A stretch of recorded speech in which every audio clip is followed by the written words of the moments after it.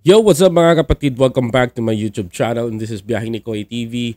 Mga kababayan, bigyan natin ng komento ngayon itong mga nahuling rallyista. Rallyista nga ba mga kababayan ko? Mga tambay na nagtitrip lang. At ang mga magulang nila ay dumagsa sa Manila MPD. Mga kababayan ko, ano kaya masasabi ni Mayor Isko Moreno dito?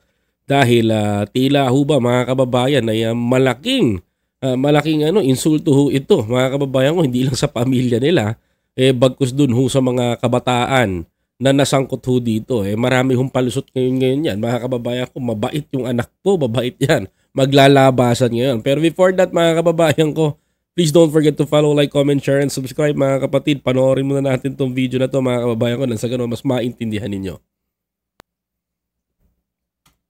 Mariing kinondena ng iba't ibang grupo ang anilay police brutality at arbitrary arrest ng mga pulis sa mga nagtipon sa Mendiola. Mahigit 200 ang inaresto kabilang ang halos 70 menor de edad. Nakatutok live si Oscar Oida. Arbitrary arrest? Oscar. Yes, Vicky, sa kabila ng malakas na buhos na ulan, maghapong nagbantay dito sa may harap ng tanggapan ng Manila Police District ang mga kamag-anak ng mga naarestong rallyista. Ito maghapon kayo magbabantay dyan and you're waiting for assessment of the police, mga kababayan ko. Nako, mukhang matatagal na makalabas yung mga ninyo, mga kamag-anak nyo. Ipoproseso pa yan, 200 mahigit. Ito. Kahit malakas ang ulan, hindi nagpatinag ang kaanak ng mga aresto kahapon matapos na nangyaring gulo sa Recto Avenue sa Manila. Ako matatawa ako dito mga kababayan kapag sinabi ng ng mga magulang na nag-aalala sila ngayon, ba't yung hinayaan makapunta dyan? That's the main question, mga kababayan ko. Nila, wala raw silang kaalam-alam sa kasalukuyang kondisyon ng kanilang mga mahal sa buhay sa loob ng istasyon. Ako maniniwala ako dun sa pamilya nung nag-viral na si ipaglaban ng tokneneng, quick, pagbaba ng fishball. Maniniwala ako doon, mga kababayan ko, na may problema talaga sa pag-iisip, mga kababayan. Pero ito mga kababayan ko, normal yung mga kabataan na sumugod Panorin natin. Katulad dyan, magulang ako, nag-aalala ako. Hindi ko alam kung ano nangyari sa anak ko, kung sinaktan ba o ano. Kung kumakain ba o. Pauwi na lang kung walang kaso. Hindi ka lang. Teka lang. Doon sa magulang na nagrereklamo na yun, ito. Doon sa magulang na nagrereklamo na to, nag-aalala ka sa anak mo ngayon. How about the police? No? Na marami nasaktan. Nag-aalala din yung pamilya nila. Nag-aalala ka sa anak mo dahil napunta yung anak mo doon sa rally. Na dapat ikaw mismo na bilang magulang, ako magulang din ako bilang magulang, dapat alam mo kung nasaan ang anak mo.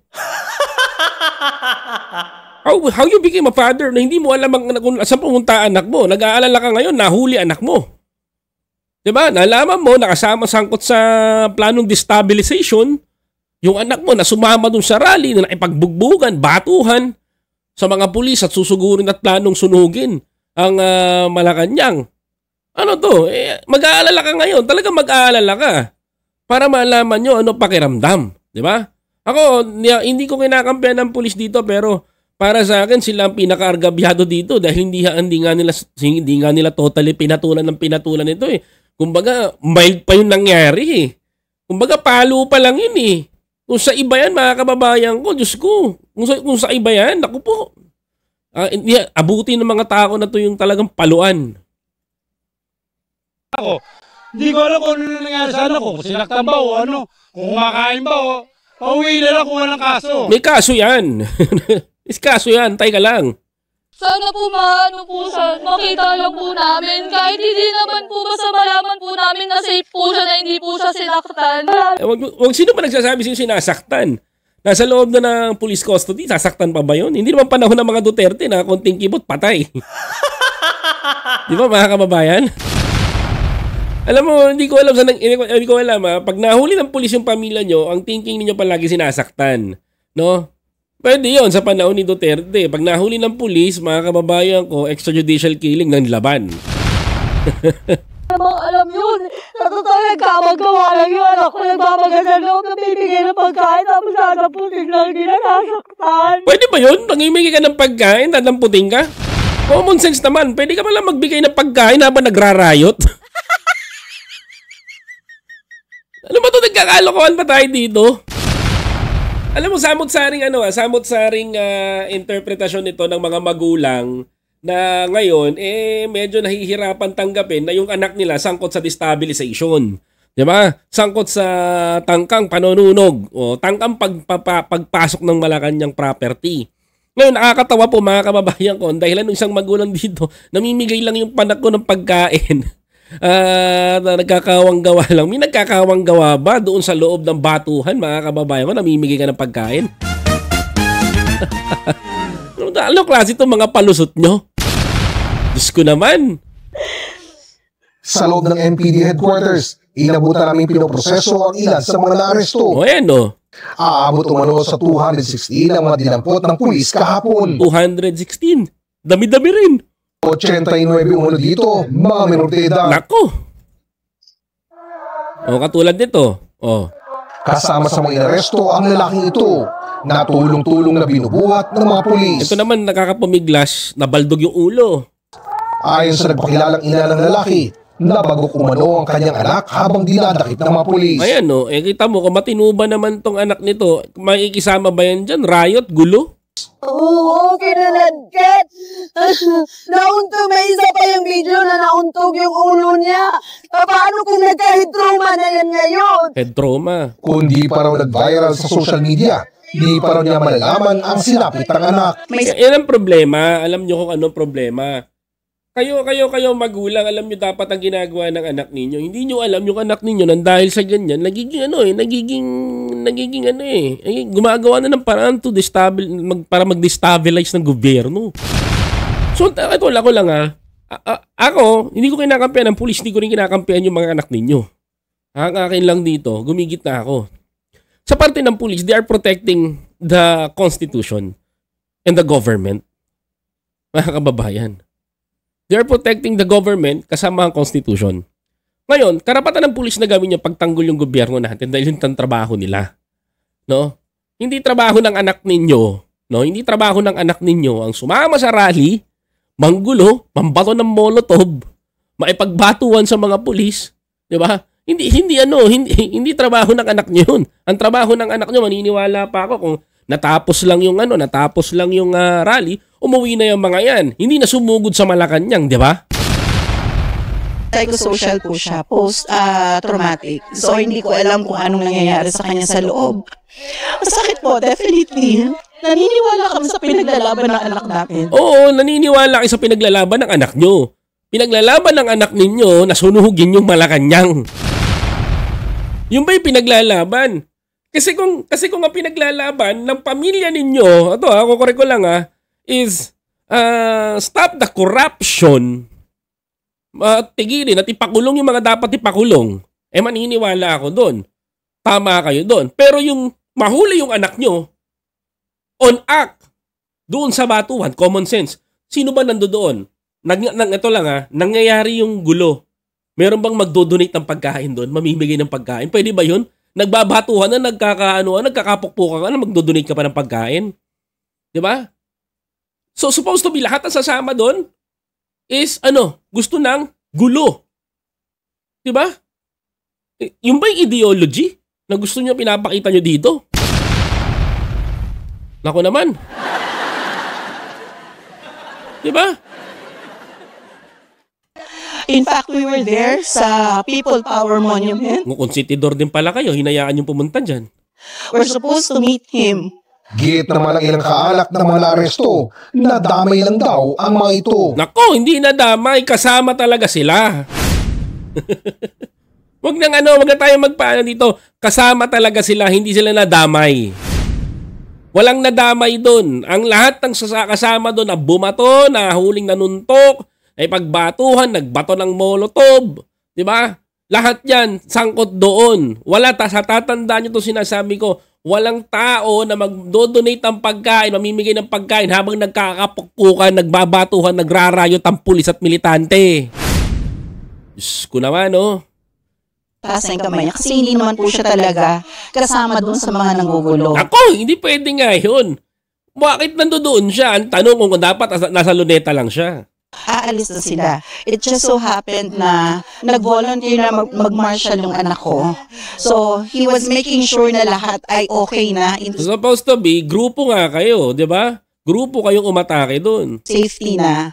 Pero yun nga, unfortunately po, naabutan siya ng mga pulis at pilitan siyang hinila, sinaktan. Makikita naman po yun dun sa video. Nako.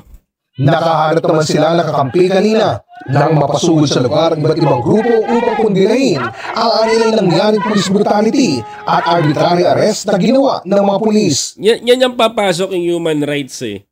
CHR. Kapag may rallyista na nasaktan, papasok si Commission on Human Rights. Pero pag may pulis na binugbog, may pulis na sugatan, may pulis na durugang ganito, nabalian, binato ng ulo, ganyan, napakarami nilang et cetera. Eh saan tayo lulugar dito? Parehas lang naman nagkakasakitan yan. Ang pulis, ginawa lang naman ang trabaho nila, ipagtanggol yung dapat ipagtanggol. Which is yun ang trabaho nila, protect the government. Mga kababayan ko, samantalang kung hindi naman gagawin ng pulis ang kanilang trabaho, ito mga rallyista na to, hayaan nilang gano'n ang gawin, baka mamaya, tulad na paresa tayo sa Nepal, paresa tayo sa Indonesia. Hindi hinayaan ng mga pulis natin yon. So pag dinampot yung anak nyo, sabihin nyo, police brutality, mga kababayan ko, yan ang ipapataw ninyo. Sa panahon ni Duterte, pwede yan ipataw. Pero dito, mga kababayan ko, hindi. Diba? Tuloy. Dapat daw ay agarang palayain ang mga inaresto, lalo na raw yung mga minor de edad. Nako! Tingin namin, kahit sabihin ng PNP na nag-maximum tolerance sila, tingin namin hindi sila nag-exercise ng maximum tolerance. At sa tansya namin, nakahanda talaga sila na mag-mass arrest. Bakit? Why the PNP, sinasabi ng PNP, they use the maximum tolerance. But, the thing is, kayo bang mga nag-rally, ginawa nyo ba yung maximum tolerance? Diba? Ganito mga kabayan ko, if the PNP is nag-maximum tolerance, ang tanong ko doon sa mga nag-rally, nag-maximum tolerance din ba sila? Sino ba unang bumato sa tingin nyo? Sino bang unang nanggulo? Sinong susugod? Which is the rallyista para sabihin nyo sa amin, ipadama ang inyong galit ng taong bayan, which is wrong. Doon sa luneta, hindi pagsugod, pagsira ng government property. Hindi yan ang tunay na rally. Ang tawag dyan mga kababayan ko, that is an act of terrorism. Ngayon pag dinampot kayo, mababait yung mga dinampot. Mababait yung mga hinuli. Diba? Bakit pinaparusahan ang mga kabataan lumalaban kontra sa korupsyon? Pinaparusahan ng mga kabataan na lumalaban kontra korupsyon? Oh, it's insane mga kababayan ko. Hindi pinaparusahan. Kayo ang gumawa ng kasalanan. Kayo ang nag-push nito para mangyari sa inyo ito. Dinampot kayo ng pulis. Okay lang naman kung magprograma kayo sa tapat ng Mindiola. Magsalita kayo dun. Maghayag kayo ng inyong galit. Pero pag nambato kayo and using Molotov bombs, abay, ibang usapan yun. Mga kababayan ko. Pinapasok natin yung maximum tolerance ng pulis. Oo, sabihin natin, merong nagawa, namalo ang pulis. Yan ang nakita ng camera. How about the militants? How about the rallyista? How about the youth? Yung mga kabataan na nag-trip, na naipagbatuhan, binugbog ang mga pulis. Paano naman sila? Paano yung sasagutin to? Yun ang tanong ko sa mga rallyista. Saka kayo pumutak kapag nasa tama rin kayo. Diba? To be honest, patas lang ang labanan na to. Patas lang. Nanira kayo ng government property, sinaktan nyo yung police, dadamputin ng police and gagamitan kayo ng batas. Pag ginamitan kayo ng batas, magre-reklamo kayo, sasabihin nyo ito, police brutality. Diba? Ito ay nasa loob na rin ng tanggapan ng MPD ang mga tauhan ng Commission on Human Rights para matiyak ang sitwasyon ng mga naarestong rallyista. Ayan, di ba? Vicky? Ayan, maraming salamat sa GMA News. Buti na lang, may ganitong balita ngayon kasi naibabalita sa lahat. Paano kung wala, mga kababayan? Di ba? Anyway, pag gusto mo na ganitong balita, mga kababayan ko, bigyan ng komento, please don't forget to follow, like, comment, share, and subscribe to my YouTube channel para lagi kang updated sa mga biyahe ni Koy movements na ilalabas natin. Okay ba yun sa'yo? Salamat!